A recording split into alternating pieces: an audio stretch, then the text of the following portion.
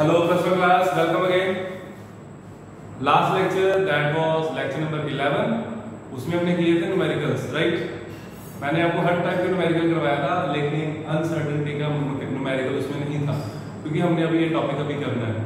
तो उसमें जो भी असाइनमेंट आपको दी है, उसमें जो भी डाउट्स हैं वो भी मेरे को भेज देना, उसकी हम एक अलग से वीडियो बनाएंगे, वो मैं अपलोड कर दूंगा, ठीक है? और आज हम करेंगे इस चैप्टर का काफी important topic, Heisenberg uncertainty principle. इस टॉपिक को ज्यादातर क्या होता है, सिर्फ एक डेफिनेशन में खत्म कर दिया जाता है, ठीक है? लेकिन बच्चे मैं ये टॉपिक आपको डिटेल में करवाऊंगा, क्योंकि मैं नहीं चाहता कि आपको आगे जाके प्रॉब्लम आए। इसके न्यूमेरिकल्स नहीं हो पाते, इसके न्यूमेरिकल बिल्कुल अलग है, ठीक है? तो इसके न्यूमेरिकल्स में दिक्कत आती है, तो इसके लिए आज मैं आपको न्यूमेरिकल्स भी करवाऊंगा और ये टॉपिक भी हम थोड़ा सा डिटेल में करेंगे जितना हमें चाहिए, ठीक है? So let's start with today's topic. आगे लिखो Heisenberg uncertainty principle, write down Heisenberg uncertainty principle. Uncertainty का मतलब क्या है? मतलब कि कुछ सर्टन नहीं है वहां पे, है ना? मतलब कि मैं ये नहीं कह सकता कि कोई चीज अगर वहां पे पड़ी है तो एग्जैक्टली वहीं पे पड़ी है। आप लोग अपने घर पे बैठे हो, आपके सामने फोन के हाथ में होगा, है ना? कुछ भी सामने है, टीवी है, कुछ भी है, कोई स्टेशनरी ऑब्जेक्ट है, आप देख सकते हो उसको। अगर कोई मूविंग ऑब्जेक्ट है आपके पास, आपके आसपास अगर कोई मूविंग ऑब्जेक्ट है, तो आप किसी भी डिवाइस के साथ, किसी इंस्ट्रूमेंट के साथ एट द सेम टाइम उसकी पोजीशन और वेलोसिटी मेजर नहीं कर सकते। या तो आप उसकी पोजीशन देखोगे कि हाँ यहाँ पे है, या वेलोसिटी, ठीक है? और उसके लिए भी उसको हमें डिस्टर्ब करना पड़ता है ऑब्जेक्ट्स को, क्लियर? तो इसी तरह अनसर्टेनिटी प्रिंसिपल यही कहता है, वो कहता है सिंपल सी बात है, कहता है जो इलेक्ट्रॉन है वो बहुत ज्यादा छोटा है, ठीक है? इलेक्ट्रॉन का साइज आपको पता है बहुत ज्यादा छोटा होता है, ठीक है? मास बहुत ज्यादा कम है, तो वो कहता है इलेक्ट्रॉन की अगर आप पोजीशन पे फोकस कर रहे हो तो वेलोसिटी में अनसर्टेनिटी आएगी, हम वेलोसिटी उतनी एक्यूरेसी के साथ मेजर नहीं कर पाएंगे। तो यही ये प्रिंसिपल है, वो कहता है it is impossible to determine the position as well as velocity या as well as momentum of an electron, ठीक है, विद एक्यूरेसी, वो हम नहीं कर सकते, उसमें थोड़ी सी अनसर्टेनिटी आएगी। डेफिनेशन लिखो, आपको थोड़ा और क्लियर होगा, write down. It states that it is not possible to measure simultaneously both the position and momentum। अब मोमेंटम बोला मैंने, वेलोसिटी भी बोला था, ठीक है? आप ब्रैकेट में लिखो और वेलोसिटी। ऐसा क्यों? मोमेंटम और वेलोसिटी, क्योंकि मोमेंटम क्या होता है, मास को मैं चेंज कर ही नहीं रहा, चेंज हो नहीं सकता। वेलोसिटी या मोमेंटम में अनसर्टेनिटी बोलो या वेलोसिटी में अनसर्टेनिटी बोलो, एक ही बात है। वेलोसिटी में अगर अनसर्टेनिटी आएगी तो मोमेंटम में नहीं आएगी, लीनियरली डिपेंड करे, ठीक है? आगे लिखो और वेलोसिटी इसको लिखो, of a microscopic particle with absolute accuracy।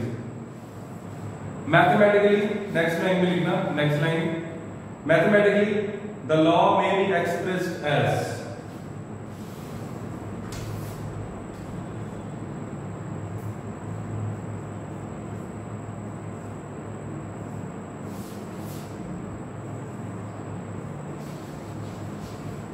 इसका क्वेश्चन भी आ जाता है जब पेपर टफ बनता है ना, तो उसमें अनसर्टेनिटी का क्वेश्चन होता है, जब मर्जी देख लेना, ठीक है? और कंपटीशन के लिए टॉपिक बहुत ज्यादा खास है, काफी क्वेश्चंस आते हैं इसमें से।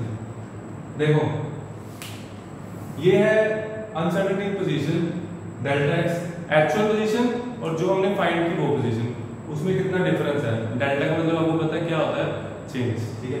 इसी तरह मोमेंटम में जो चेंज, क्लियर? और इसको हमने ये जो होगा वो कहता क्या आएगा, this will be either equals to और ग्रेटर देन h/4। इतनी अनसर्टेनिटी उनके प्रोडक्ट में आएगी ही आएगी, ठीक है? अगर आप इसको कम करोगे ये ज्यादा हो जाएगा, अगर आप वेलोसिटी में एक्यूरेसी ला रहे हो, है ना, तो डेल्टा पी की वैल्यू कम हो जाएगी, तो इसको कम करोगे तो ये बढ़ जाएगा। मतलब कि ये जो प्रोडक्ट है ये इससे ज्यादा ही रहेगा, एट बेस्ट ये इक्वल हो जाएगा। मतलब कि इतनी अनसर्टेनिटी तो आनी ही आनी है इनके प्रोडक्ट्स में। अब देखो इसको और ज्यादा मैं और आगे समझाता हूँ, ठीक है, एक अलग वे में। Uncertainty in principle, uncertainty in position 0.1 मान लिया, मतलब कि एग्जैक्ट पोजीशन और जो पोजीशन हमने फाइंड की इलेक्ट्रॉन की उसमें डिफरेंस है 0.1, ठीक है। और वेलोसिटी में, और इसमें क्या है, इसको मैं ऐसे लिख सकता हूं, देखो डेल्टा एक्स को तो ऐसे लिखेंगे, डेल्टा पी क्या होता है, delta P P2 minus P1 final momentum minus initial momentum, ठीक है। या ये चेंज है यहाँ पे, तो ये यहाँ से आएगा m डेल्टा v। m तो बच्चे कांस्टेंट, आप लोगों ने फिजिक्स में थोड़ा सा किया होगा, ठीक है। कांस्टेंट बाहर आ जाएगा, चेंज क्या हो रहा है, velocity, this is greater than equal to h/4। ये जो डिफरेंस है ना डेल्टा v, एक्चुअल वेलोसिटी और जो वेलोसिटी हमने फाइंड की वो उसका डिफरेंस, अगर बच्चे ये कम होगा, ठीक है, तो ये ज्यादा हो जाएगा, हम पोजीशन उसकी एग्जैक्ट नहीं पता कर सकते। ये हमेशा इनका जो प्रोडक्ट है ना हमेशा ग्रेटर देन ही रहेगा, ठीक है। इसका मतलब ये हुआ, अगर एक चीज को मैं कम करूंगा तो दूसरी ऑटोमेटिकली बढ़ जाएगी। अगर पोजीशन में सर्टेनिटी ला रहे हो, मतलब कि एक्यूरेटली मेजर कर रहे हो, तो वेलोसिटी एक्यूरेटली मेजर नहीं कर सकते, ठीक है। तो ये था आपका अनसर्टेनिटी प्रिंसिपल, ये फॉर्म भी यूज होती है न्यूमेरिकल्स में, ये भी यूज होती है और ये ज्यादा यूज होती है, ठीक है। ये फॉर्म ज्यादा यूज होती है, इसको लिखना। इसको लिखने के बाद आगे लिखो, the sign greater than equals to लिखा हुआ है, means that the product of, किसका प्रोडक्ट है, product of delta X and delta P can be either greater than or equals to h/4 pi. It can never be less than h/4 pi. आगे लिख लो, it can never be less than h/4 pi, ठीक है।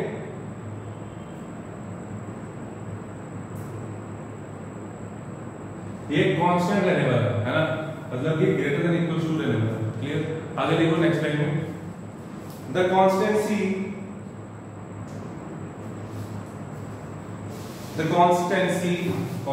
ऐसे,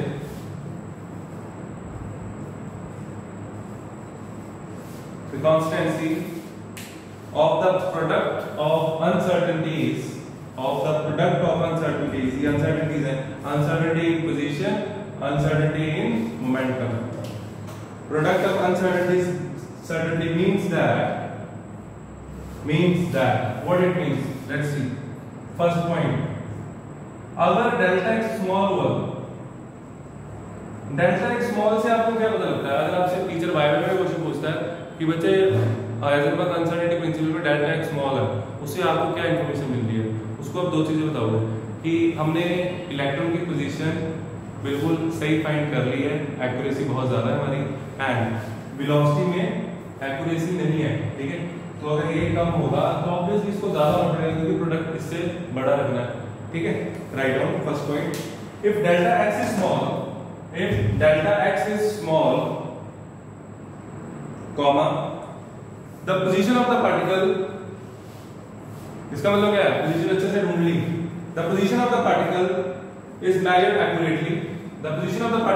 accurately, comma delta p will be large, इसी के साथ देखो delta P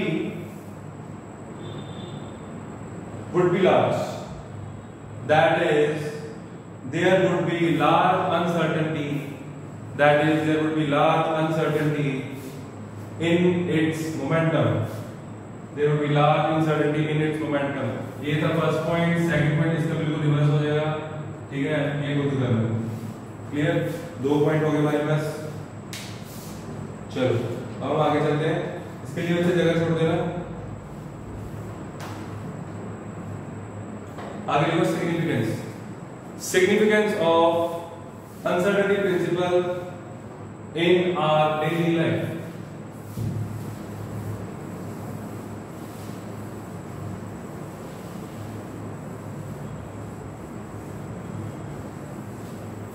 ये सारी जो हम अभी कर रहे हैं, ये बोहर को सारे कॉन्ट्राडिक्ट कर रहे हैं, बोहर मॉडल गलत प्रूव हो रहा है। देखो कैसे, बोहर कहता, लिमिटेशन पढ़ी हमने, well defined circular orbits, well defined, well defined circular orbit है और वेलोसिटी का हमें फॉर्मूला भी निकाल के दे रहा है ना, तो वो कहता है कि पोजीशन भी आप एग्जैक्टली पता कर सकते हैं, यहीं पे घूमता है इलेक्ट्रॉन, पोजीशन तो पता कर ही ली, ठीक है, और वेलोसिटी भी बता पा रहा है, ठीक है, तो वो कहता है ये सब गलत है, ये जो थ्योरी है, ठीक है। अनसर्टेनिटी इन पोजीशन, वो कहता है ना तो आप एग्जैक्टली पोजीशन बता सकते हो ना वेलोसिटी, दोनों में से एक चीज बता सकते हो, तो ये दोनों चीजें अनसर्टेनिटी प्रिंसिपल इसको कॉन्ट्राडिक्ट करती है वेल डिफाइंड ऑर्बिटल्स को। इलेक्ट्रॉन्स का ऑर्बिट वेल डिफाइंड नहीं होता, इलेक्ट्रॉन्स का ऑर्बिटल किसी को नहीं पता, ठीक है, कैसा होता है। इलेक्ट्रॉन यहाँ पे भी हो सकता है, यहाँ पे भी हो सकता है, कहीं इस रीजन, पूरे रीजन में कहीं भी हो सकता है, ठीक है। देखो सिग्निफिकेंस में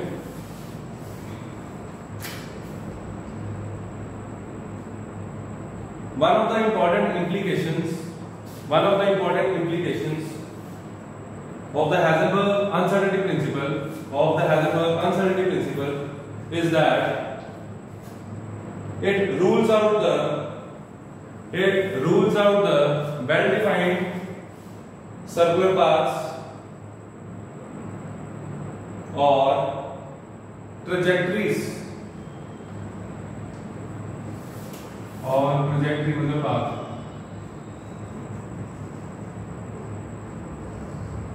or trajectories proposed by Bohr, since अगले हो for a subatomic particle like an electron, it is not possible to simultaneously determine the position and velocity at any moment with good degree of accuracy.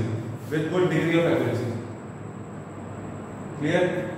तो यही था हमारा। और daily life में जो हमारे होते हैं, जैसे कार है, साइकिल है, बाइसाइकिल है, प्लेन भी है, तो प्लेन भी मैं रेडिएशन के साथ एग्जैक्ट देखो, जब ऑब्जेक्ट वहां पे टकराएगा होता क्या है, रेस टकराती है प्लेन पे, है ना, तभी उसकी पोजीशन पता लगती है।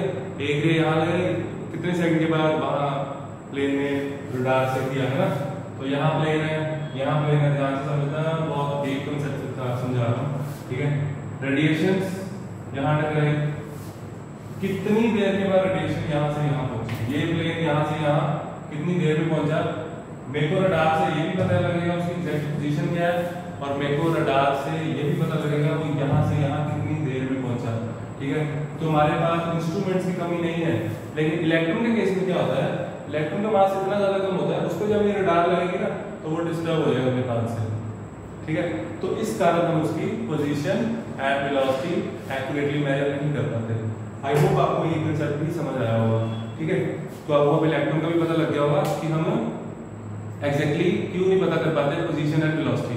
हमारे पास इंस्ट्रूमेंट्स की कमी नहीं है, ठीक है, इलेक्ट्रॉन में ही कमी है, उसका मास इतना ज्यादा कम है, जब हम किसी चीज की वेलोसिटी या पोजीशन पता करते हैं तो वो डिस्प्लेस होती है अपनी जगह से, ठीक है। तो इलेक्ट्रॉन डिस्प्लेस हो जाएगा तो नहीं पता लगेगा। क्लियर? अब हम करते हैं इसका न्यूमेरिकल।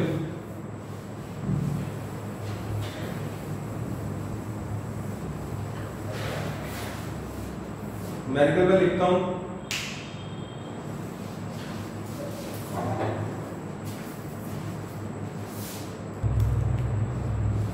हाँ जी, ये रहा न्यूमेरिकल। क्या करना है, देखो, calculate the uncertainty in velocity में अनसर्टेनिटी बतानी है,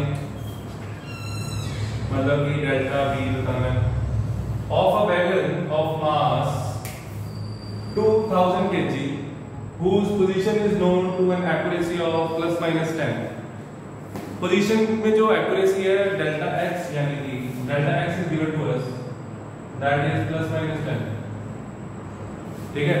आगे पीछे हो सकता है प्लस माइनस किया हुआ, लेकिन डेल्टा x आपको क्या पुट करना है, पॉजिटिव में। क्लियर? अब हमें निकालना है डेल्टा v।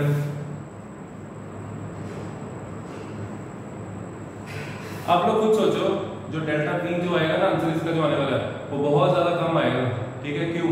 क्योंकि पोजीशन में अनसर्टेनिटी बहुत ज्यादा, 10 मीटर बहुत ज्यादा होता है, ठीक है। तो डेल्टा भी बहुत कम आने वाला है। जैसे जैसे क्वेश्चन करते रहोगे आपका एक्सपीरियंस बनता रहेगा, ठीक है, कैसा आंसर आना चाहिए वो सब पता लगता रहेगा। Delta x into delta P equals to, यहाँ पे इक्वल्स टू करके क्वेश्चन करोगे h/4 पाई। ठीक है बच्चे, अब हमें निकालना है अनसर्टेनिटी मोमेंटम। तो उसने बोला मोमेंटम बोला तो डेल्टा पी निकाल देता, मेरे को उसने बोला वेलोसिटी डेल्टा एक्स, इसको खोलो m delta equals to h/4 pi. ठीक है, यहाँ से डेल्टा पी आ जाएगा h/4 पाई इंटू m बस, और नीचे क्या आएगा डेल्टा एक्स। बस इनकी बच्चों वैल्यूज रखनी है। h की वैल्यू आपको पता है 6.626 10⁻⁻34। ऐसे यूनिट्स में करना सारा 4 पाई की वैल्यू 3.14 ले लो। m क्या है मास, किसका वैगन का, इलेक्ट्रॉन का मास में पुट करना, इलेक्ट्रॉन का क्वेश्चन ही करेंगे। ठीक है, मास वैगन का गिवन है कितना 2000 kg। ठीक है, और डेल्टा एक्स है 10। तो कितना मुश्किल है ये क्वेश्चन, मेरे को बताओ। सिर्फ फॉर्मूला डायरेक्ट फॉर्मूला अप्लाई करना है बच्चों को बहुत मुश्किल लगता है हाइजेनबर्ग के क्वेश्चन करना, कि इसको खोलना है, कब खोलना है, कब नहीं खोलना है। वेलोसिटी बोला उसने, तो वेलोसिटी बोला तो ये बोल के ही करना पड़ेगा, सीधा करेंगे तो मोमेंटम आएगा, है ना, ऑब्वियसली बात है। तो इसका जो डेल्टा बी आएगा वो मैं आपको बता देता हूँ 2.6 10⁻⁻39 2.6 into 10⁻⁻39 मीटर पर सेकंड।